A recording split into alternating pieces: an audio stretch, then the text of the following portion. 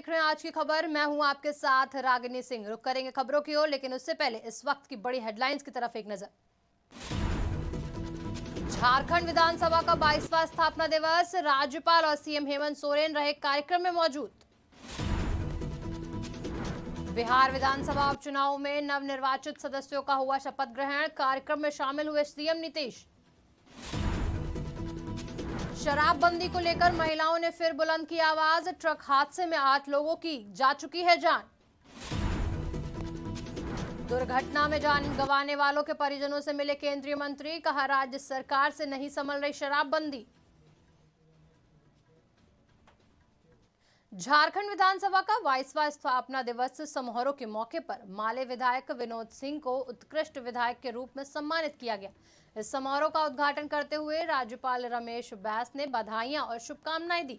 कार्यक्रम में बतौर मुख्य अतिथि शामिल हुए मुख्यमंत्री हेमंत सोरेन ने अपनी बातों को रखा और विधानसभा अध्यक्ष रविंद्रनाथ महतो द्वारा लिखित पुस्तक संसदीय दायित्व के 3 वर्ष का लोकार्पण भी किया।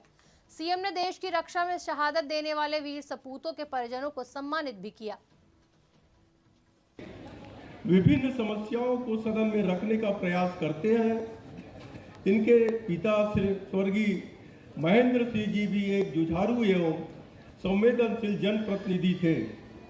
श्री विनोद सिंह ऐसे जनप्रतिनिधि हैं, जब इनकी कार चोरी हो गई जो इन्होंने लोन पर लिया था, तब जनता ने चंदा इकट्ठा कर कार खरीदकर उन्हें समर्पित किया ताकि इन्हें क्षेत्र भ्रमण करने में किसी प्रकार की कठिनाई न हो।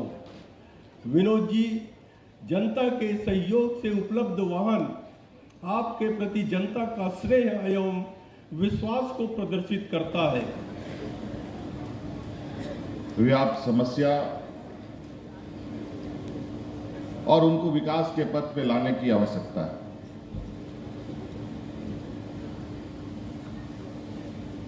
आज इस विधानसभा के सहयोग से, माननीय विधायकों के सहयोग से कई ऐसे कार्य योजनाएं सरकार की तरफ से चल रही हैं, जिसके माध्यम से इस राज्य के जो सबसे अधिक लगभग 80% लोग जो ग्रामीण क्षेत्रों में वास करते हैं, जो आज के दिन में भी कई चुनौतियों से वो गुजर रहे हैं, उन चुनौतियों को से वो बाहर आ पाए, ये योजनाएं उन तक पहुंचाने की जिम्मेवारी। आज मुख्यमंत्री नीतीश कुमार बिहार विधानसभा के नवनिर्वाचित सदस्यों के शपथ ग्रहण कार्यक्रम में शामिल हुए। बिहार विधानसभा के अध्यक्ष श्री अवध बिहारी चौधरी ने बिहार विधानसभा के वाचनालय में 2 नवनिर्वाचित विधानसभा सदस्य श्रीमती कुसुम देवी, श्रीमती नीलम देवी को शपथ दिलाए। इस अवसर पर बिहार विधान परिषद के सभापति श्री देवेश चंद्र ठाकुर, बिहार विधान परिषद के उपसभापति श्री रामचंद्र पूर्वे, उप मुख्यमंत्री श्री तेजस्वी प्रसाद यादव सहित अन्य जनप्रतिनिधि मौजूद रहे। बिहार के वैशाली जिले के देसरी में बीते दिन सड़क हादसे में 8 लोगों की जान चली गई, जिसको लेकर गांव में अभी भी सन्नाटा पसरा हुआ है। बता दें कि नशे में धुत ड्राइवर की मेडिकल रिपोर्ट आने के बाद आक्रोशित महिलाओं ने अब शराबबंदी को लेकर आवाज बुलंद की है। घटना में जान गंवाने वाली एक बच्ची के पिता का कहना है कि सरकार इस बात की पड़ताल करे कि आखिर ये शराब आई कहां से। साथ ही उन्होंने सरकार से आरोपियों पर कार्रवाई की मांग भी की। हालांकि गांव के कुछ लोगों का कहना है कि गामा मालिक, चालक और उसके ड्राइवर सब लोगों से माली के घर पर ही बैठकर शराब पार्टी की थी। अगर प्रशासन इतना चौकन्ना होता, चाहे कुछ भी, तो ड्राइवर को पहले रोका जा सकता था। इतना बड़ा गाड़ी लेके और शराब पी के गाड़ी चला रहा है। वो तो अच्छा था कि पीपल के पेड़ था, 10-12 आदमी के ही वैसा हुआ।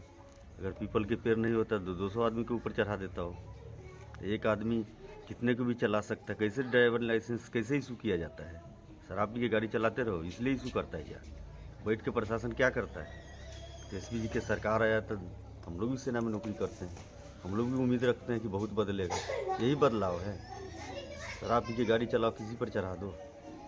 अगर शराब बंद करना है तो बिल्कुल बंद हो जाना चाहिए। अच्छा चीज़ है। अगर खोलना है तो बिल्कुल खोल दीजिए। अगर वो घबरा के नहीं भागता वो ड्राइवर और देसी शराब अगर नहीं पीता तो हो सकता है इतना जल्दी नहीं चलेगा। तो सुधार कुछ आया है, 2 दिनों से भर्ती है, फिर कुछ सुधार आया है, बहुत सुधार नहीं, बस कुछ सुधार है। और सर कुछ मेडिकल वगैरह में क्या पुष्टि उसकी हुई है? मेडिकल के बारे में तो आपको रिपोर्ट सब कल दे दिया गया है कि अल्कोहल 45% मैंने बता ही दिया है। तो अभी मतलब पूरी तरीके से ठीक नहीं हुआ, अभी उसी हालात में है अभी वो। हाँ, कुछ सुधार हुआ है। वैशाली के देसरी नया गांव केंद्रीय मंत्री पशुपति पारस पहुंचे। इस दौरान उन्होंने सड़क दुर्घटना में जान गंवाने वाले 8 लोगों के परिजनों से मुलाकात की, जिसके बाद केंद्रीय मंत्री ने मीडिया से बात करते हुए कहा कि बिहार में लोगों की जान की कीमत सिर्फ 5 रुपए है। साथ ही उन्होंने कहा कि ड्राइवर ने अपने बयान में कहा कि 40 रुपए में एक गिलास शराब पीकर लोगों की जान ले ली, इसलिए सिर्फ 5 रुपए एक ही जान की कीमत है। घटना को लेकर केंद्रीय मंत्री ने प्रदेश सरकार पर भी निशाना साधा है। उन्होंने कहा कि इस तरह की घटनाएं सरकार की विफलता को दर्शाती हैं। उन्होंने कहा कि अगर सरकार से शराबबंदी नहीं संभल रही है तो प्रदेश में शराब को फिर से शुरू कर देना चाहिए। इस दौरान पशुपति पारस ने मृतकों के परिजनों से मिलकर अपने वेतन से 10-10 हजार रुपए दिए और ग्रामीणों को आश्वासन दिया कि सड़क के किनारे जो भी सुरक्षा के लिए करना होगा वो सब किया जाएगा। ये इस घटना की तो जितनी भी निंदा की जाए वो बहुत कम है और मैं समझता हूँ कि बिहार सरकार की ये विफलता है। बिहार के मुख्यमंत्री कहते हैं कि पूरे बिहार में शराबबंदी है।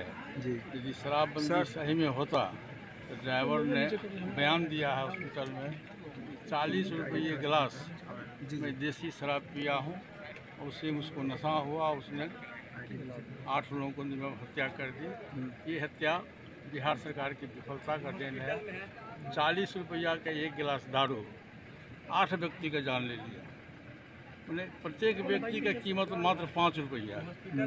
इसलिए हम इसकी निंदा करते हैं और बिहार सरकार से आग्रह भी करते हैं कि भविष्य में इसकी पुनरावृत्ति नहीं हो, प्रशासन को इसके लिए वो सतर्क कर दे। शराबबंदी विफल है। मैंने तो कहा कि बिहार सरकार की विफलता है, तब वो समझना चाहिए कि शराबबंदी विफल है। सरकार से यदि शराबबंदी संभव नहीं है तो शराबबंदी बंद कर दे, खोल दे। प्राचीन नालंदा महाविहार को लेकर भारतीय पुरातत्व सर्वेक्षण पटना सर्किल ने विश्व धरोहर सप्ताह 2022 का आयोजन किया। सोमवार को आयोजन में कला एवं संस्कृति कलाकारों ने श्री नालंदा महाविहार नामक इन्फो ड्रामा का मंचन किया, जिसका शुभारंभ डॉक्टर गौतमी भट्टाचार्य ने किया तथा मुख्य अतिथि के रूप में डॉक्टर DN सिंह भी मौजूद रहे। इस नाटक में नालंदा महाविहार के उद्भव, विकास, पतन और पुनः खोज की कहानी को प्रस्तुत किया गया। इस नाटक में दी जानकारी के आधार पर अंतर विद्यालय क्विज का आयोजन भी किया गया, जिसमें सेंट जेवियर्स विद्यालय नालंदा ने प्रथम स्थान तथा नालंदा हेरिटेज विद्यालय ने द्वितीय स्थान प्राप्त किया। ये भी थोड़े लगे हुए हैं जिनसे आपको इसका इतिहास का पता चलता है, पर वो थोड़ा बेरस सा हो जाता है, नीरस सा हो जाता है। तो इस विश्वदाय सप्ताह में हमने सोचा कि नालंदा के प्रांगण में ही नालंदा का इतिहास आप सबके सम्मुख हम रखें, ताकि जब आप यहाँ से निकले, ये 2 दिवसीय कार्यक्रम है, आज भी होगा, कल भी होगा, जितने भी आगंतुक यहाँ पे आए उनको एक ऐसा मौका मिलेगा नालंदा के बारे में जानने का जो किसी को नहीं आसानी से किसी भी भारतीय पुरातत्व की साइट में इतनी आसानी से। भारतीय पुरातत्व सर्वेक्षण प्रत्येक वर्ष 19 नवंबर से 25 नवंबर तक विश्व विरासत सप्ताह मनाता है और देश के विभिन्न हिस्सों में आज इस प्रकार का कार्यक्रम, सांस्कृतिक जागरूकता के कार्यक्रम का आयोजन किया गया है। और नालंदा के लिए यह गर्व की बात है, हमारे भारतीय पुरातत्व सर्वेक्षण के पटना अंचल के लिए यह गर्व की बात है कि इस प्रकार के पहली बार किसी पुरातात्विक उत्खनित परिसर में इन्फो ड्रामा का आयोजन किया गया है कि इसका जो गौरवशाली अतीत था वो कैसे वो विनाश हुआ था, कैसे उसकी खोज हुई थी, उसका इतिहास क्या था, इन सारे बातों को लेकर के पटना स्थित जो संस्कृति और कला से जुड़े हुए एक संस्था है, NGO है फेसिस, उसके कलाकारों द्वारा यह कार्यक्रम प्रस्तुत किया जा रहा है। और भारतीय पुरातत्व सर्वेक्षण के सौजन्य से यह कार्यक्रम। झारखंड के गुमला में एक युवक महिला मंडल के सदस्यों को 6,60,000 का चूना लगाकर फरार हो गया। विजय साहू नाम के युवक ने सभी महिलाओं को मसाला और सर्फ का उद्योग करने के लिए HDFC बैंक से 25,000 का ऋण दिलाया और उसमें से 22,000 लेकर खुद फरार हो गया। ठगी का एहसास होने के बाद महिला मंडल की महिलाओं ने ठग विजय साहू और उसके सहयोगी के खिलाफ एफआईआर कर कार्रवाई करने की मांग की। साथ ही आरोप लगाते हुए कहा कि इस ठगी में एचडीएफसी बैंक की भी मिलीभगत है। पटना में बीपीएससी ऑफिस के बाहर सैकड़ों की संख्या में अभ्यर्थी जोरदार धरना प्रदर्शन कर रहे हैं।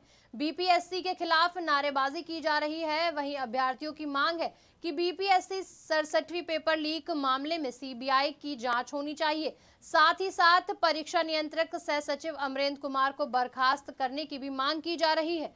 साथ ही अभ्यर्थियों का आरोप है कि जीपीडीएफ फॉर्मेट में रिजल्ट जारी किया जाए, जिसमें उससे छेड़छाड़ की गई है। वहीं अभ्यर्थियों ने ओएमआर शीट में भी छेड़छाड़ कर आरोप लगाया है।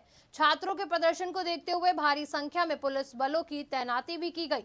हम लोगों का मांग है कि रिफॉर्म किया जाए, जितने भी भ्रष्टाचारी लोग बैठे हुए हैं उन सबको बाहर किया जाए। जिन लोगों ने करप्शन किया है और जो भी पोस्ट में आप पैसे के बल पर आगे भेज रहे हैं ना, कि भ्रष्टाचार को बढ़ाएगा तभी बिहार को विकास को नहीं ले जाने देगा।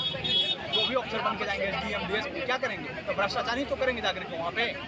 कोई अगर 1 करोड़ रुपया दे करके जाता है तो कोशिश करेगा ना सर 500 करोड़ कैसे आ जाता है, कहाँ से लाएगा वो? क्या पेमेंट होता है इनका? तो कृपया इसको सुधार कीजिए, बिहार को चौपट मत कीजिए। बिहार का नाम ऐसे ही बदनाम है, जिम्मेदारी आप लोग के ऊपर होता है। आप अपने बच्चों को आगे बढ़ाते हैं। आप बिहार के सोनपुर मेले की कृषि प्रदर्शनी को देखने के लिए विदेशी सैलानियों का एक जत्था आया, जहां सैलानियों ने पौधा प्रवर्धन केंद्र पर जाकर विभिन्न पौधों की जानकारी ली और पौधों के प्रति जागरूक होकर मीठा नीम, गरम मसाला, सिटीविया प्लांट को देखकर काफी खुश हुए।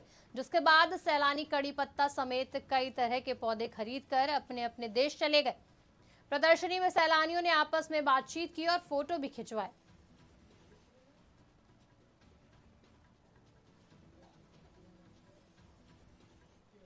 मानद विश्वविद्यालय नवनालंदा महाविहार के मेन गेट के सामने 21 दिनों से धरना और 3 दिनों से अनशन भूख हड़ताल पर बैठे कमलेश प्रसाद की हालत बिगड़ गई है, जिन्हें नालंदा थाने के प्रभारी दिनेश सिंह की देखरेख में सदर हॉस्पिटल बिहार शरीफ में भर्ती कराया गया।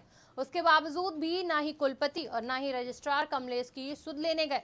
तो वहीं अनशनकारी कमलेश प्रसाद ने अनशन खत्म करने से इनकार करते हुए कहा कि महाविहार प्रशासन मेरी मौत का इंतजार कर रहा है। कर्मियों के न्याय के लिए हम अपना प्राण न्यौछावर कर देंगे, लेकिन अनशन नहीं तोड़ेंगे।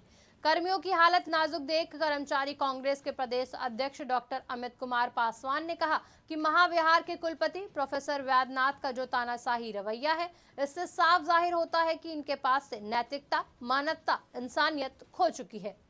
मांग है यही कि जैसे हम लोग थे और शोषण में नहीं रहेंगे, जैसे हम लोग डेली बेजेज में खट रहे थे वैसे रहेंगे। रजिस्ट्रार तो बोले कि जो पैसा हम दे रहे थे वही कंपनी वाला पैसा देगा। नहीं। उनको किसी को निकाला नहीं गया। वो गलत बोल रहे, जो भी बोल रहे हैं गलत बोल रहे। ये रजिस्ट्रार तो पहले ही हम लोग के कह चुका है कि हम लोग कुछ नहीं किया। हम ये किया है राणा लामा, ये दोनों किया है, यही दोनों जो पानी त्याग दिए, बोले मर जाना है, नौकरी नहीं देगा, भूखे कैसे रहेंगे, बाल बच्चा सब रो रहा है, घर में कुछ है भी नहीं।